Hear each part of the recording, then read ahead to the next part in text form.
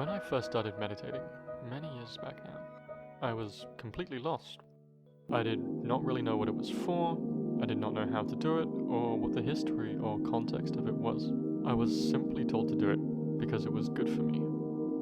In the book, The Little Prince, it is written, "It is only in the heart that one can see rightly. What is essential is invisible to the eye."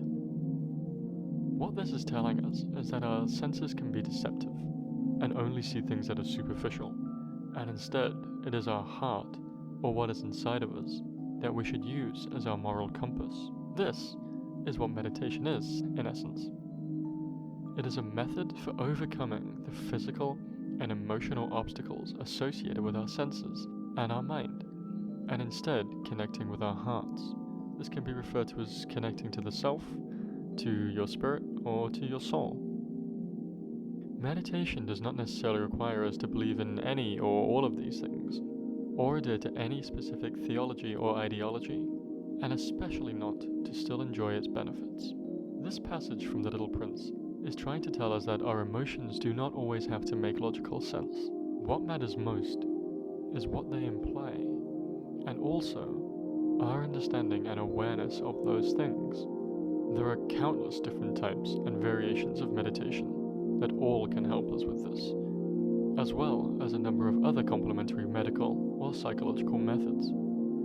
But what is meditation exactly? Meditation can be most easily described and thought of as intentional concentration on a selected focus. That's it. All other applications and interpretations are secondary within this, and all unfold as part of our own journey as we descend into ourselves. When I first heard about meditation, I did what perhaps many of us do, and I dismissed it outright. If it's just sitting down quietly, what good could it possibly do for anyone? Mumbo jumbo, I thought. Trained as a scientist, I was dogmatic in my belief that only that which was tangible and could be measured was of real value. It was not until many years later that I realized just how naive I had been and began to take it more seriously. It took me many failed attempts to get to grips with meditation. Like any skill, it takes commitment and practice to learn. I feel that often those who say that meditation doesn't work are perhaps a little confused about two things.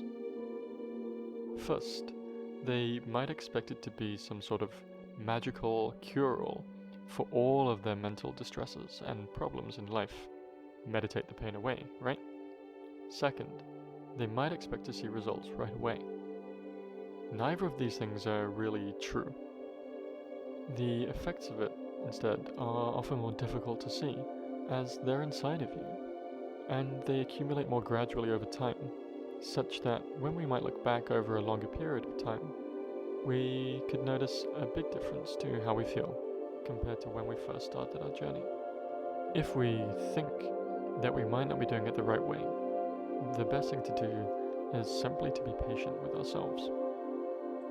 Another little hurdle that we might experience is that we might become impatient during meditation because our minds are busy and distracted, and therefore we might feel that it's not working. Having our minds bouncing all over the place or getting lost in thought is perfectly normal, and it happens to everyone, especially when we're starting out. The most important thing is not to consider this as a failure, but to practice simply being aware of these moments, learning to let go of them, and returning to the point of focus that we have, which is our breath.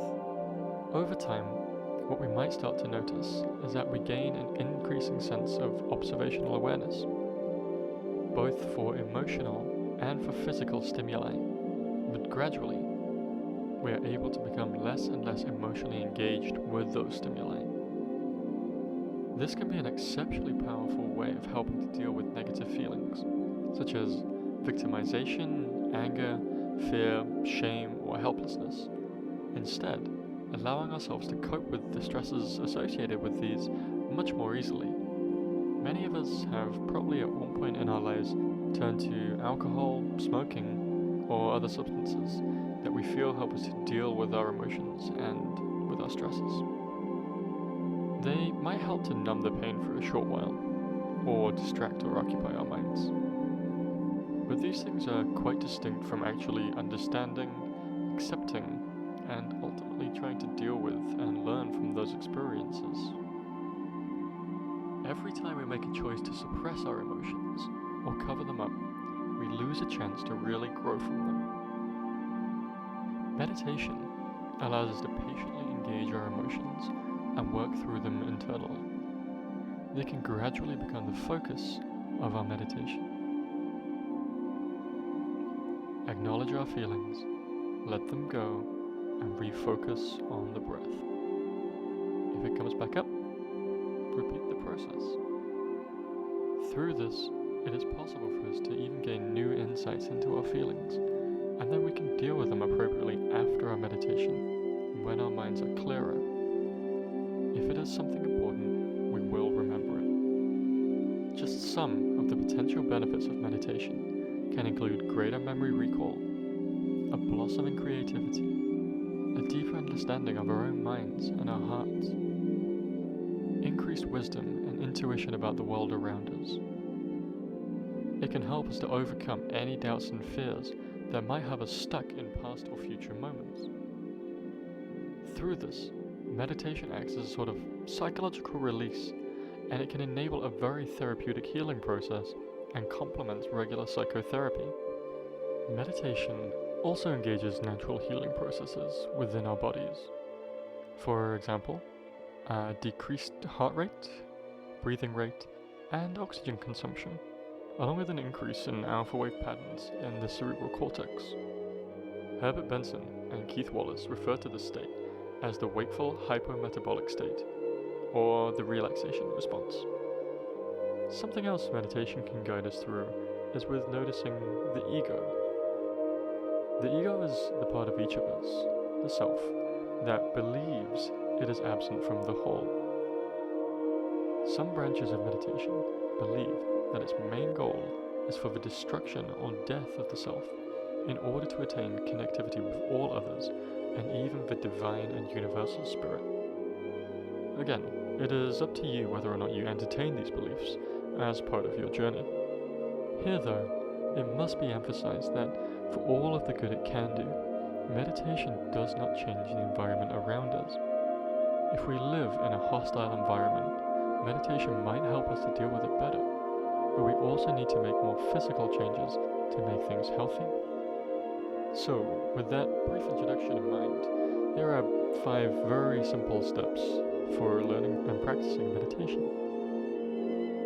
Step 1. Getting the right setting. When meditating, it helps to be in as a relaxing environment as possible, without distractions. This will usually be down to our own personal preferences for what we find mentally and physically comforting. Usually though, sitting in a quiet, comfortable space helps to create the right atmosphere. This can be a specific space, inside or outside. And you can design it to however you like. Whatever helps to ease into that calm, focused, and relaxed state of mind. For example, you might want to include photos or other objects that invoke particularly fond memories and experiences and bring to you a sense of joy.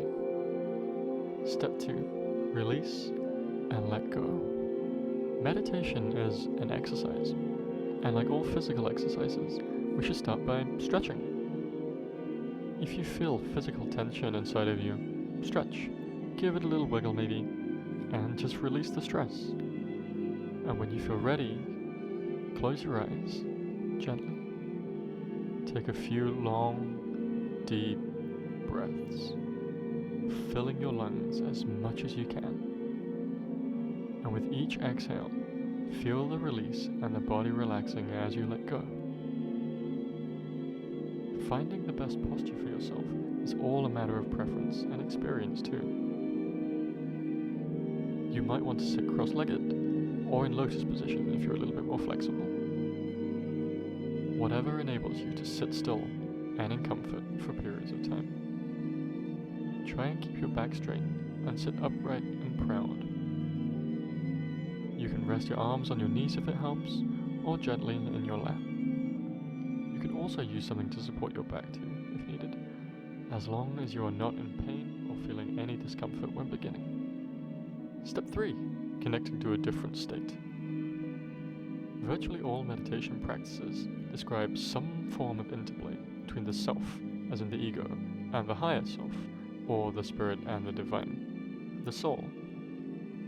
There are many different words to describe this duality. There will be moments during your meditation where you drift between these two states.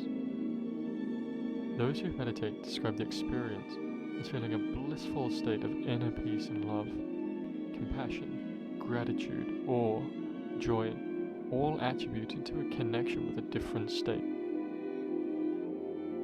Some call this state God, or a divine spirit.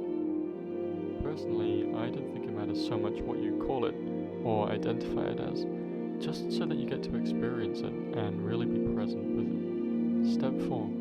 Having a sacred word. This step is optional, I feel, and can be helpful for different forms of prayer or meditation. Different words, chants, and mantras all are designed to help guide meditation or provide a focus for centering of prayer. This can be anything you want, but short words are usually best. Peace, love, joy. Focusing on this word can help to re-anchor our presence within a higher state. And step 5 is practice, practice, practice. Yep, sorry folks, this is not something that we can just do every now and then expect it to work miracles. It requires a habit, a routine, and commitment. Just like any other sport, exercise, or hobby, you can't expect to become a professional athlete if you don't train. It is the same for training your mind too. The more we train, the more we learn and develop. And the best way to achieve this is through a routine. Establish a schedule of repeated daily practice until meditation becomes a second nature to you. For example, having a specific time of the day, duration, and type of meditation for set periods of time can help. The longer you can meditate for, the better. Usually at least 15 minutes is best. Give your mind time to quieten down. But even 5 or 10 minutes is better than 0 minutes. The more you practice, the more you experience. For those of us who feel like we might not have the time, consider this like an investment of your time. Just a short amount of time spent meditating can help you to be more focused, more aware, and more relaxed during the day, and ultimately ends up saving you time and energy. What you might begin to notice after a while is that you feel like you can enter a more pure meditative state more often throughout the day. It can be when doing anything in which you enter that heightened state of awareness, because at the end of the day, that's really all meditation is.